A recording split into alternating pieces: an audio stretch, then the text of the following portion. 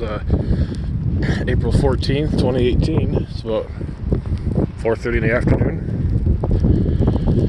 It's about 25 degrees, maybe. I would say probably 15 at the wind chill, maybe 10. Windy, but the old great blizzard of late spring or early spring 2018. Just everywhere around me. Everything's pretty much closed.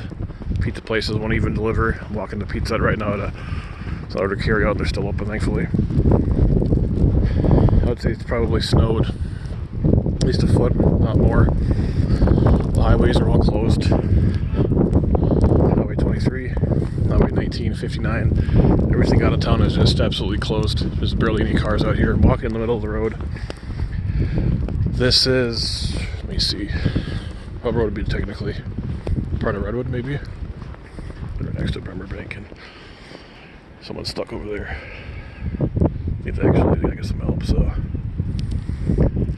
kids are out just walking around, and just this whole town is like, they have to go to the gas station here pretty soon.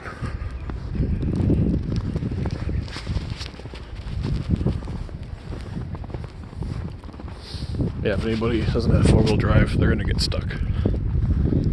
But alright, I'm gonna put this away. Look like a psycho.